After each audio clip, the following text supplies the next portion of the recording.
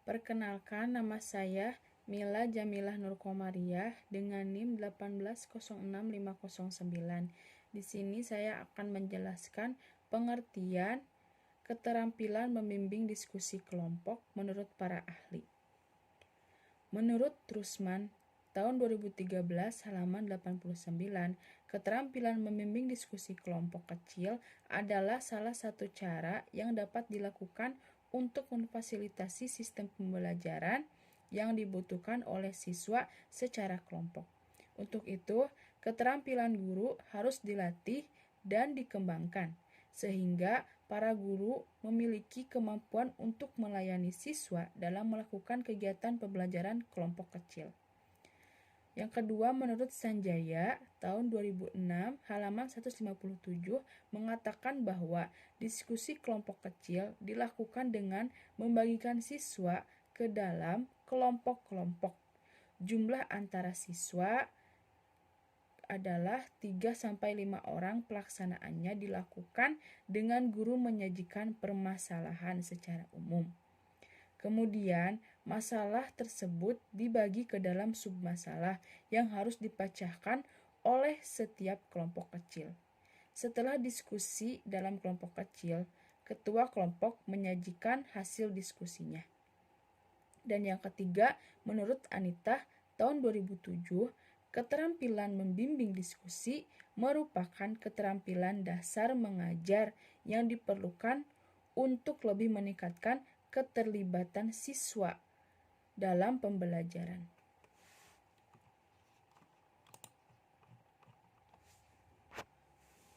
Kemudian dapat disimpulkan, keterampilan dasar membimbing diskusi kelompok adalah salah satu usaha dalam memfasilitasi sistem pembelajaran peserta didik dengan cara membagi dalam bentuk kelompok untuk meningkatkan keterlibatan peserta didik saat pembelajaran berlangsung. Diskusi kelompok diharapkan dapat membuat peserta didik berpikir secara lebih kritis yang mampu mengungkapkan pikiran dan perasaannya dengan baik. Dalam pelaksanaan diskusi kelompok, dilakukan dengan cara guru menyampaikan suatu masalah secara umum agar peserta didik dapat menyelesaikan suatu masalah dengan cara diskusi kelompok. Halo, Assalamualaikum warahmatullahi wabarakatuh. Perkenalkan, nama saya Syifa Aliadani dengan NIM 1800760. Di sini saya akan menjelaskan mengenai keterampilan dasar membimbing diskusi secara berkelompok menurut para ahli. Nah, di sini yang pertama yaitu menurut Trusman pada tahun 2013 halaman 89. Ia berpendapat bahwa keterampilan membimbing diskusi kelompok kecil adalah salah satu cara yang dapat dilakukan untuk memfasilitasi sistem pembelajaran yang dibutuhkan oleh siswa secara kelompok. Untuk itu, keterampilan guru harus dilatih dan dikembangkan, sehingga para guru memiliki kemampuan untuk melayani siswa dan melakukan kegiatan pembelajaran kelompok kecil. Nah, kemudian menurut ahli yang kedua, yaitu menurut Sanjaya pada tahun 2006. Pada halaman 157, ia mengatakan bahwa diskusi kelompok kecil dilakukan dengan membimbing siswa dalam kelompok-kelompok. Jumlah antara kelompoknya itu yaitu 3-5 orang. Pelaksanaannya dilakukan dengan guru menyajikan permasalahan secara umum. Kemudian, masalah tersebut dibagi-bagi ke dalam submasalah yang harus dipecahkan oleh setiap kelompok kecil. Setelah diskusi dalam kelompok kecil, ketua kelompok menyajikan hasil diskusinya.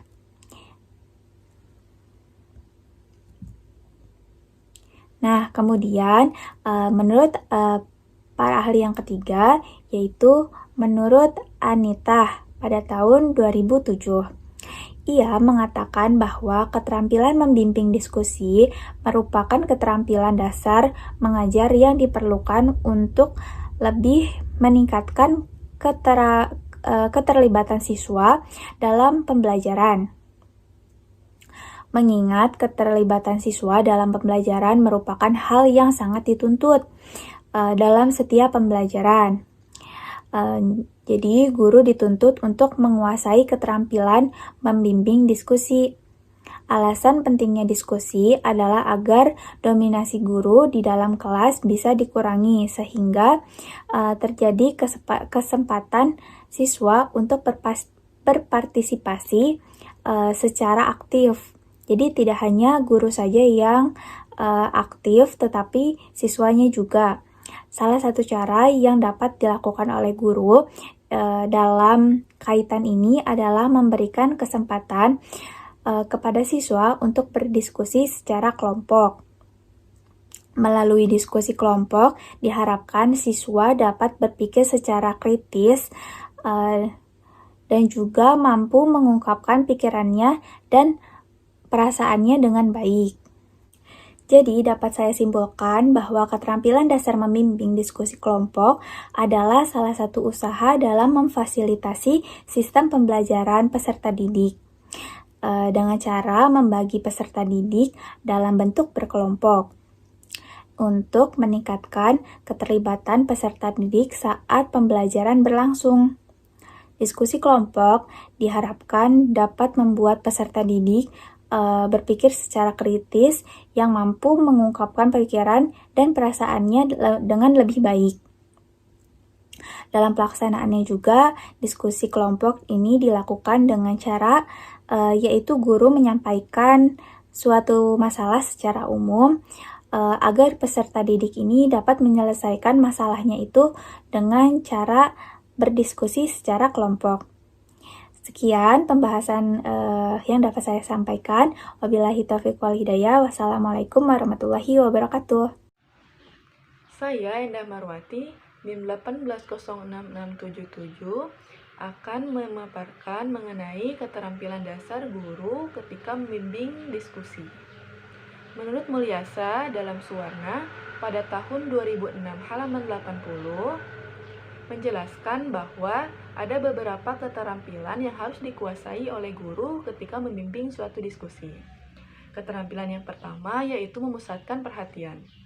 Guru dapat memusatkan perhatian siswa dengan mengajukan pertanyaan yang bertujuan untuk agar siswa dapat fokus ketika diskusi. Ketika diskusi, apabila topik pembahasan melenceng atau keluar dari topik permasalahan, guru harus mengingatkan siswa agar pembahasan sesuai dengan topik yang dibahas. Keterampilan yang kedua yaitu memperjelas permasalahan. Ketika diskusi, terkadang ada pendapat atau komentar siswa yang kurang jelas, maka guru harus memperjelas agar dipahami oleh seluruh siswa. Keterampilan yang ketiga yaitu menganalisis pandangan siswa. Dalam hal ini, guru menindaklanjuti pendapat ataupun komentar siswa sehingga dapat disimpulkan hasil diskusinya. Keterampilan yang keempat yaitu meningkatkan kemampuan berpikir siswa. Untuk meningkatkan kemampuan berpikir siswa, guru dapat melakukan cara-cara yang pertama yaitu mengajukan pertanyaan yang menantang siswa untuk berpikir. Yang kedua yaitu memberikan contoh atau ilustrasi dari pembahasan diskusi. Yang ketiga yaitu memberikan waktu untuk berpikir kepada siswa. Yang keempat yaitu memberi dukungan terhadap pendapat siswa. Nah, untuk keterampilan yang kelima yaitu menyebarkan kesempatan berpartisipasi. Ketika diskusi berlangsung, seorang guru harus memberikan kesempatan kepada setiap anggota atau peserta diskusi untuk memberikan pendapatnya. Jadi, jangan sampai hanya siswa yang aktif saja yang bisa memberikan pendapatnya. Lebih baik, guru memberikan kesempatan kepada siswa yang pendiam terlebih dahulu untuk memberikan pendapatnya. Yang keenam yaitu menutup diskusi. Pada saat menutup diskusi, guru harus membuat rangkuman hasil diskusi. Selain itu, guru juga harus memberikan gambaran mengenai topik yang akan dibahas pada diskusi selanjutnya. Dan guru juga harus mengajak siswa untuk menilai hasil diskusi, baik itu diskusi kelompoknya ataupun dari kelompok lain. Sekian mengenai keterampilan dasar guru dalam membimbing diskusi. Terima kasih. Assalamualaikum warahmatullahi wabarakatuh. Waalaikumsalam warahmatullahi wabarakatuh. Selamat pagi anak-anak. Selamat pagi, Ibu.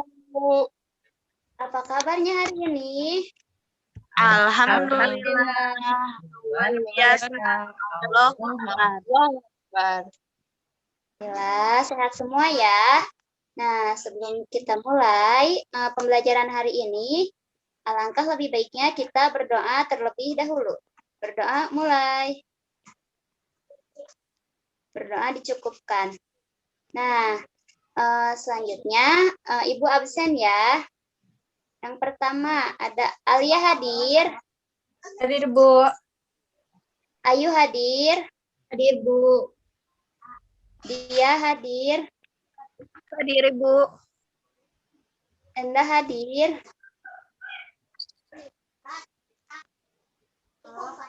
Enda.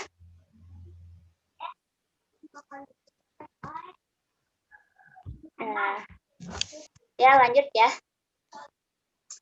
Nah, sebelumnya Ibu ada pantun nih.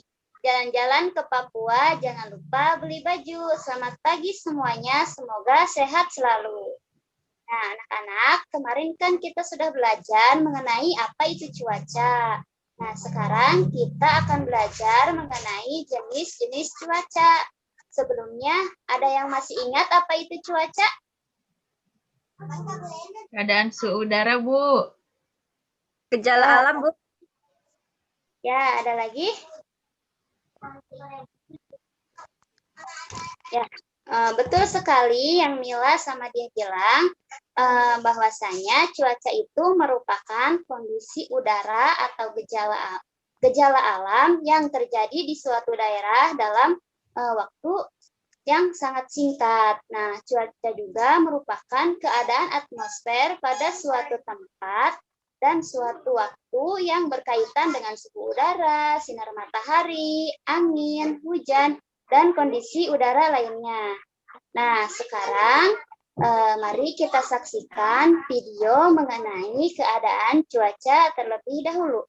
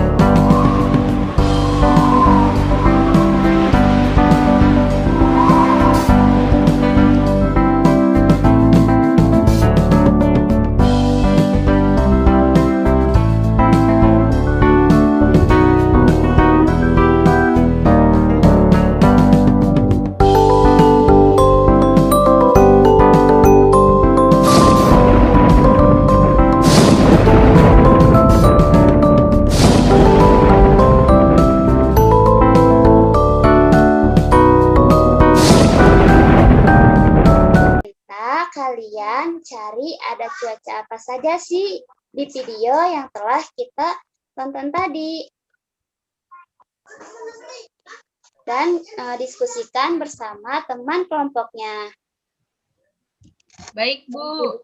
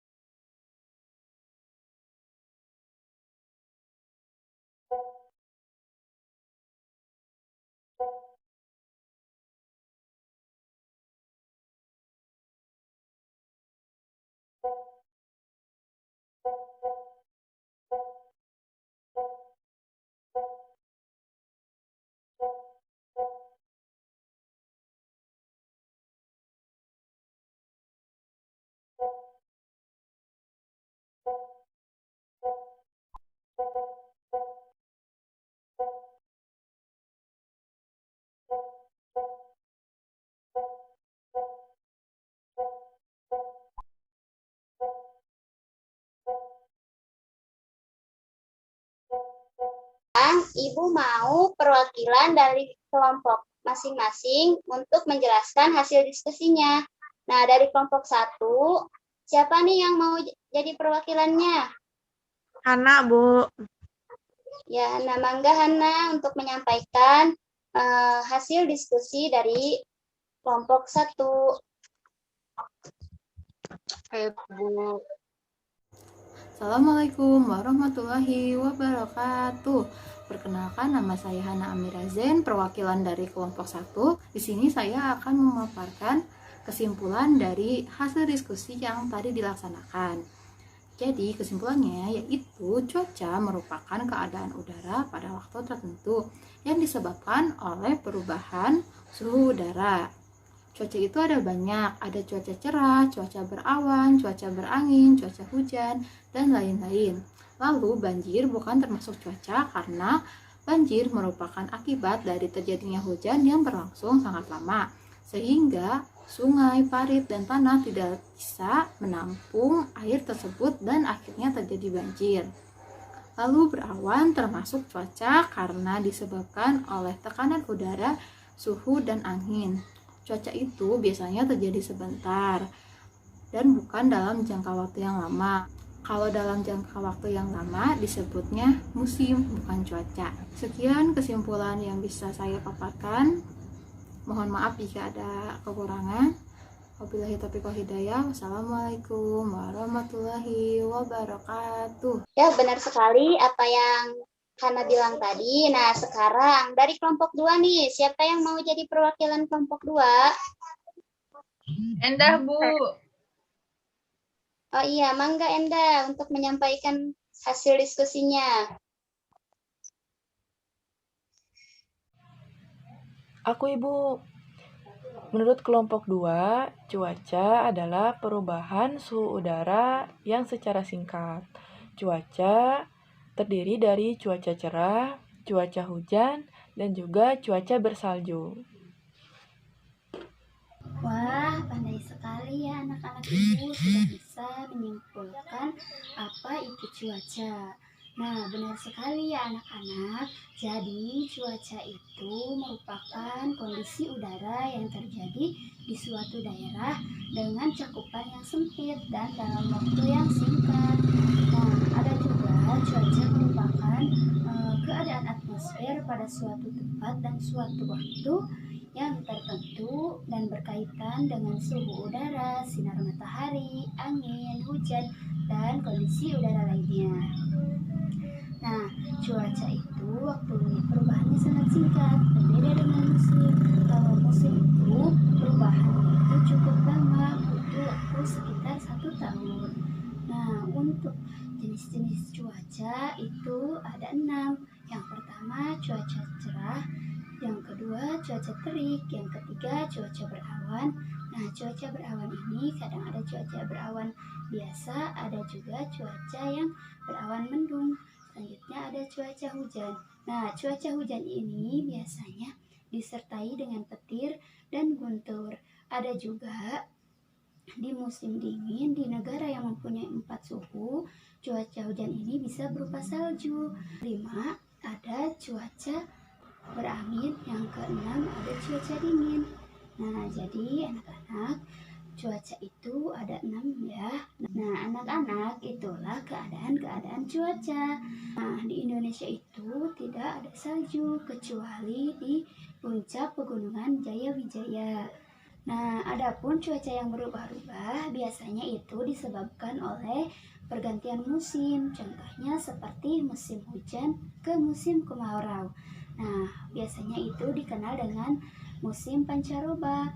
Nah, mungkin dicukupkan sekian untuk penjelasan hari ini. Ibu ada tugas nih. Apa itu? Yaitu kalian harus mengamati keadaan cuaca di sekitar rumah kalian. Nah, jangan lupa diskusikan dengan orang tua ya. Ibu ada pantun nih untuk mengakhiri pembelajaran hari ini. beli buah stroberi, beli buah semangka. Rajin belajar setiap hari agar murid hidup sejahtera. Dari Bandung ke Surabaya, jangan lupa beli uli. Selamat jumpa semuanya, sampai bertemu kembali. Nah, mungkin dicukupkan untuk pembelajaran hari ini. Semoga bermanfaat dan semoga kalian selalu dalam keadaan sehat ya. Nah, untuk mengakhiri kegiatan hari ini, alangkah lebih baiknya kita berdoa terlebih dahulu. Berdoa dimulai. Berdoa dicukupkan. Ibu akhiri. Sampai jumpa semuanya. Semoga selalu dalam keadaan sehat ya. Assalamualaikum warahmatullahi wabarakatuh. Waalaikumsalam warahmatullahi wabarakatuh.